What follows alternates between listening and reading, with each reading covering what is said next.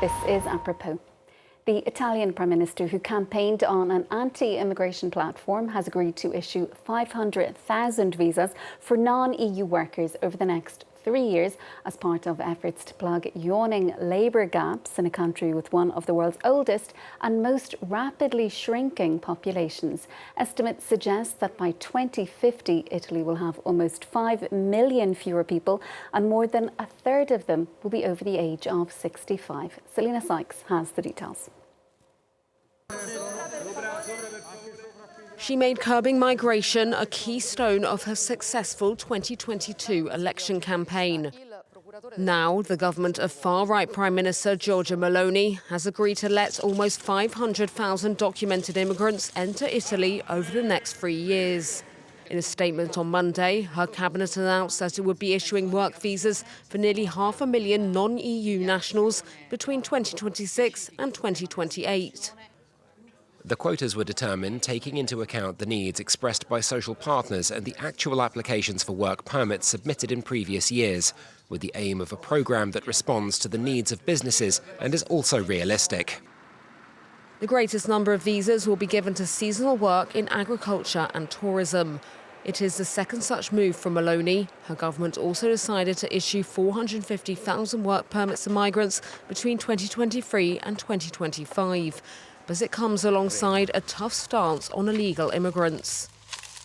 While earlier all the debates in Europe focused on how to welcome those arriving illegally and the rules of their distribution in the 27 European countries, we called for a total paradigm shift, stop human traffickers and mass illegal immigration upstream, and focus on the defence of the external borders. Meloni has curbed the activities of charities rescuing migrants in the Mediterranean and reached a deal with Albania to build migration centres.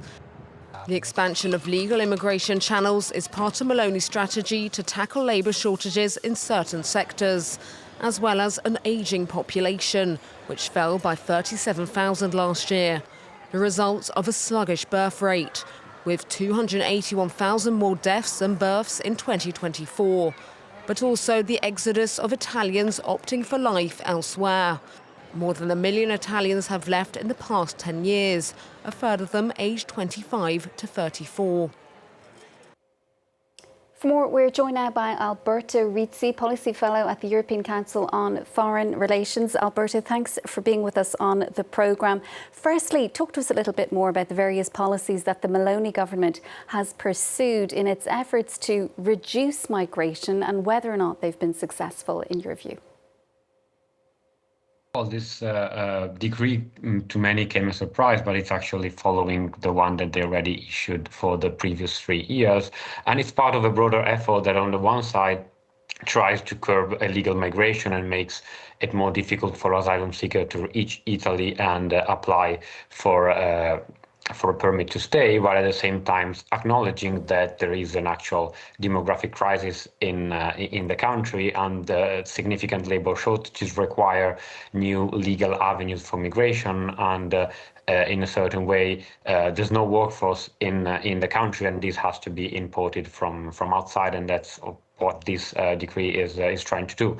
And if we sum up those numbers with the previous years, we would say this far-right government is actually the one that increased the number of legal migrants the most into the country, which in a certain way runs counter to the platform on which Meloni herself has been elected.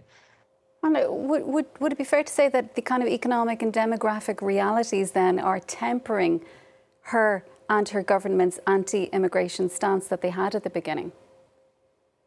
Yes, absolutely. And I've written recently on ECFR about the demographic crisis in Europe, and Italy is one of the absolute worst in this regard. And there has been a lot of pushes and requests by industry associations and employers to actually ease up the arrival of legal migrants into the country because of the extreme difficulty in finding adequate workforce. This, of course, is related also to tourism and agriculture, but it's also affecting significantly now construction and manufacturing sectors. So this is sort of a reality check for Meloni, which might not go down well with part of the electoral base, but it's actually a necessity for the country. Yeah, and some unions, though, are arguing that these kind of schemes that she is introducing, that they're saying that they won't actually solve the problem that's at the bottom of all of this, the underlying issues. So what kind of structural change then is needed? Well, this scheme is for a great part used to regularize migrants that were already here when bringing them from informal work into formal employment, which is positive, but it's not supposed to be the goal of the decree. Italy needs to simplify its immigration laws, increase and facilitate legal avenues, not just for people that have actually been employed already by a firm in the country, but also people that are looking for work and whose profile kind of corresponds to the requests of the industrial sector or other parts of the economic environment, and also invest more in training people abroad in order to make sure that they develop the skills that are needed to support Italian economic growth and industry, and matching a little bit more the demand side with the supply one. Yeah, well, let's talk a little bit more about the kind of challenges then that are posed by ageing populations such as that in Italy, and what kind of an impact that has on the EU as a whole. Well, the whole continent is facing demographic difficulties, and an aging and shrinking populations means less workforce, a less attractive single market. This is a European issue, as well as less innovation on the workplace and an increasingly high expenditure on the pension system, as well as a growing burden on the healthcare and the healthcare system, because other people would have much more needs. So this is a fiscal and a social challenge that is encompassing the whole of the continent, but Italy is, as I said, one of the countries in the worst position. And could it affect the EU's economic relationship with countries elsewhere? What kind of a wider impact might all of this have? It has a significant impact on what we can consider the European economic relevance on the global stage, because Europe's biggest asset is its single market. But if the single market is made up by less people that are older, innovate less, consume less, because we know that other people have lower consumption rates than working age population, it's much less appealing if you are a third country looking to secure export market or economic partnership. And this threatens significantly the role of Europe in global trade, but also its potential GDP growth in the future. And when new policies are introduced, Alberto, how long does it actually take for them to influence demographic trends, to actually produce results? It depends on the policies. Easing migration rules and adopting a pragmatic and strategic stance on that can have almost immediate effect, because you basically import workers that immediately join the labor market. On the other side, focusing on birth rates and natalist policies, which it's part also of the policies, would only produce effects between 20 and 25 years, especially on the economic side. So it is a more medium to long-term investment, but does not provide any short-term fix.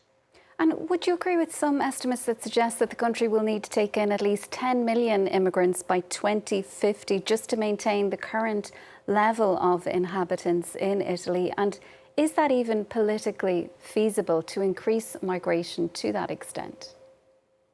Well, the math of it are quite brutal. And yeah, I mean, if Italy doesn't find ways to increase its population, it probably see the overall population shrinking by 5 or 6 millions by the middle of this century. But massive migration, of course, it's extremely politically sensitive as a proposal, and it runs counter to a lot of the sentiment of the public opinion, which has resisted significantly even the current government efforts to ease up migration, and would like to see a stronger policing of illegal migration routes, but also doesn't like to see a growing number of foreigners into the country. But that's should be part of the solution, at least to a certain extent, because otherwise the country risks a significant economic and demographic crisis. And how is that opposition that you're referring to there actually playing out? How is this being viewed by supporters of Giorgia Meloni and her government? Well, so far the government has been fairly quiet in announcing the decree, and there has been none of the publicity that has been given, for example, to the Albanian deal to process a request of asylum there, which has much less numbers, of course, compared to those decrees. But we're seeing some of the resistance by on social media or in the public spaces by some of the base of electors or of the electorate that supported Meloni in the first dance, but I don't think this is going to trigger any significant backlash or political crisis. But of course, there's a part of the people that chose Meloni, especially because of her anti-migration platform, that are now facing different policies from the one they were expecting for at the time. And there's been criticism as well of the government's policy, Alberto, of prioritising applicants that come from certain countries, those who are discouraging their citizens from travelling illegally to Italy and to Europe.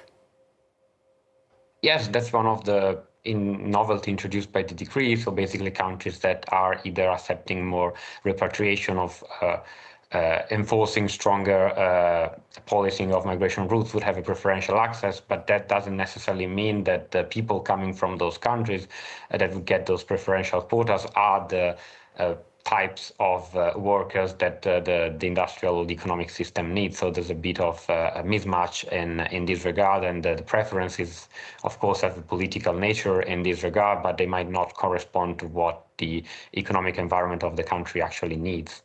Alberto, we'll have to leave it there for now, but thanks for being with us on the programme this evening. That's Alberto Rizzi, Policy Fellow at the European Council on Foreign Relations. Well, that is it from us for now. Do stay with us, though, for more world news here on France 24.